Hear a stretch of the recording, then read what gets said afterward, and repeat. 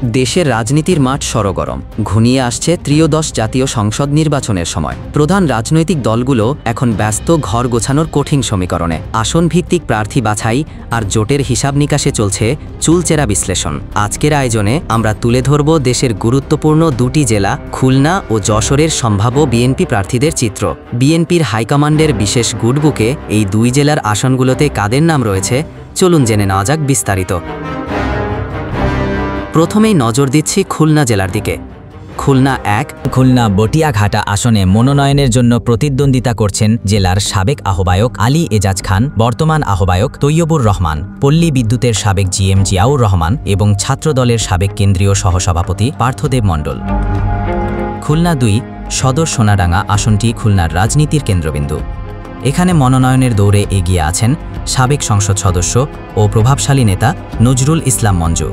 তার পাশাপাশি মহানগর বিএনপির সভাপতি শফিকুল আলম মনা এবং সাধারণ শফিকুল আলম তুহিনের নামও রয়েছে বিএনপির খসড়া তালিকায়। খুলনা ৩। দৌলতপুর খানজাহান আলী খালিশপুর আসনে বিএনপির একক প্রার্থী হিসেবে মাঠে রয়েছেন দলের ছাত্র বিষয়ক সম্পাদক রকিবুল ইসলাম বকুল। ছাত্রদলের সাবেক এই নেতা বর্তমানে দলের কেন্দ্রীয় রাজনীতিতে অত্যন্ত সক্রিয়। নিজ নির্বাচনী এলাকায় তার শক্তিশালী অবস্থান এবং সাংগঠনিক দক্ষতার কারণে বকুলকেই বিএনপির অপ্রতিদ্বন্দ্বী প্রার্থী হিসেবে দেখা হচ্ছে। একইভাবে খুলনা ৪ রূপসা তেরখাদা দিঘলিয়া আসনেও বিএনপির একক প্রার্থী হিসেবে শক্ত অবস্থানে আছেন দলের তথ্য সম্পাদক আজিজুল বারী হেলাল। ছাত্রদলের সাবেক সভাপতি হিসেবে দেশব্যাপী পরিচিতি এবং একজন বাগ্মী নেতা হিসেবে তার বিশেষ খ্যাতি রয়েছে। তৃণমূলের সাথে নিবিড় যোগাযোগ এবং এলাকায় ব্যাপক গ্রহণযোগ্যতা তাকে মনোনয়ন দৌড়ে একচ্ছত্র আধিপত্য দিয়েছে। খুলনা ৫ ডুমুরিয়া ফুলতলা আসনের দৃশ্যপট অনেকটাই পরিষ্কার। এই আসনে সাবেক সংসদ সদস্য আলী আজগর লবি দলের শীর্ষ অনুমোদন নিয়ে নির্বাচনী কার্যক্রম এবং গণসংযোগ চালিয়ে যাচ্ছেন। তাই সবকিছু ঠিকঠাক থাকলে তিনিই হতে যাচ্ছেন চূড়ান্ত প্রার্থী। চলুন এবার জেনে নেওয়া যাক যশোর জেলার আসনগুলোতে বিএনপির গুডবুকে কারা রয়েছেন। এই জেলার প্রতিটি আসনেই রয়েছে একাধিক শক্তিশালী মনোনয়ন প্রত্যাশী। শার্শা উপজেলা নিয়ে যশোর ১ আসনে বিএনপির কেন্দ্রীয় নেতা মফিকুল হাসান তৃপ্তি, শার্শা উপজেলা বিএনপির সভাপতি হাসান জহির, সাবেক সভাপতি খায়রুজ্জামান মধু এবং যুবদলের সাবেক কেন্দ্রীয় সহসভাপতি নুরুজ্জামান লিটনের নাম আছে বিএনপির খসড়া তালিকায়। তবে অন্যদের চেয়ে এগিয়ে আছেন মফিকুল হাসান তৃপ্তি। যশোর ২ ঝিকরগাছা চৌগাছা মনোনয়ন প্রত্যাশীদের মধ্যে রয়েছেন জেলা বিএনপির নেতা ও যশোর চেম্বার অফ কমার্সের সভাপতি মিজানুর রহমান খান, ঝিকরগাছা থানা বিএনপির সভাপতি সাবিরা নাজমুল মুন্নি এবং চৌগাছা উপজেলার সাবেক সভাপতি জহুরুল ইসলাম।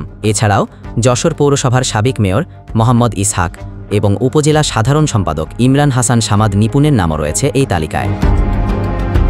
যশোরের অত্যন্ত গুরুত্বপূর্ণ আসন সদর উপজেলা নিয়ে গঠিত যশোর ৩ এই আসনে শক্ত অবস্থানে রয়েছেন বিএনপির খুলনা বিভাগের ভারপ্রাপ্ত সাংগঠনিক সম্পাদক অনিন্দ ইসলাম অমিত। বিএনপির প্রয়াত স্থায়ী কমিটির সদস্য তরিকুল ইসলামের পুত্র হিসেবে এবং নিজের রাজনৈতিক কর্মকাণ্ডের মাধ্যমে ব্যাপক জনপ্রিয়তা অর্জন করেছেন। তার সাথে মনোনয়ন লড়াইয়ে আছেন জেলা বিএনপির সভাপতি সৈয়দ সাবেরুল হক সাবু। যশোর ৪ বাঘারপাড়া অভয়নগর প্রত্যাশী হিসেবে কৃষক দলের কেন্দ্রীয় সিনিয়র যুগ্ম সাধারণ সম্পাদক ইঞ্জিনিয়ার টি.এস. আয়ুব, অভয়নগর উপজেলা বিএনপির সভাপতি মতিউর রহমান ফারাজি এবং বাঘারপাড়া উপজেলার সাবেক সভাপতি মুশিউর রহমান ফারাজি। তবে জোটবদ্ধ নির্বাচন হলে এই আসনে সমীকরণ বদলে যেতে পারে। সেক্ষেত্রে বাংলাদেশ জাতীয় পার্টির মনোনয়ন পাওয়ার সম্ভাবনা রয়েছে। মনিরামপুর উপজেলা নিয়ে যশোর ৫ আসনে মনোনয়ন পেতে লড়াই হবে উপজেলা বিএনপির সভাপতি অ্যাডভোকেট শহীদ ইকবাল, জেলা বিএনপির সাংগঠনিক সম্পাদক ও সাবেক ছাত্রনেতা মনির সিদ্দিকী বাচ্চু এবং উপজেলা বিএনপির সাবেক সভাপতি মোহাম্মদ মুসার মধ্যে। এই তিনজনেরই নাম আছে বিএনপির গুডবুকে। কেশবপুর উপজেলা নিয়ে যশোর ৬ আসনে মনোনয়ন প্রত্যাশীদের মধ্যে রয়েছেন একাধিক সাবেক ছাত্রনেতা। ছাত্রদলের সাবেক কেন্দ্রীয় সভাপতি রাউনকুল ইসলাম, সাবেক কেন্দ্রীয় সভাপতি মোস্তাফিজুর রহমানের নাম এখানে বেশ জোরালোভাবে উচ্চারিত হচ্ছে। তাদের পাশাপাশি উপজেলা বিএনপির সভাপতি আবুল হোসেন আজাদ এবং বিএনপির কেন্দ্রীয় নেতা অমিলেন্দু দাস অপুর নামও রয়েছে গুডবুকে। খুলনা ও যশোর জেলায় মনোনয়ন প্রত্যাশীদের এই খসড়া তালিকা থেকেই প্রার্থী চূড়ান্ত করবে বিএনপি। তবে রাজনীতিতে জোটের সমীকরণ এবং পরিস্থিতির বিবেচনায় শেষ মুহূর্তে কিছু পরিবর্তন এলেও অবাক হওয়ার কিছু থাকবে না।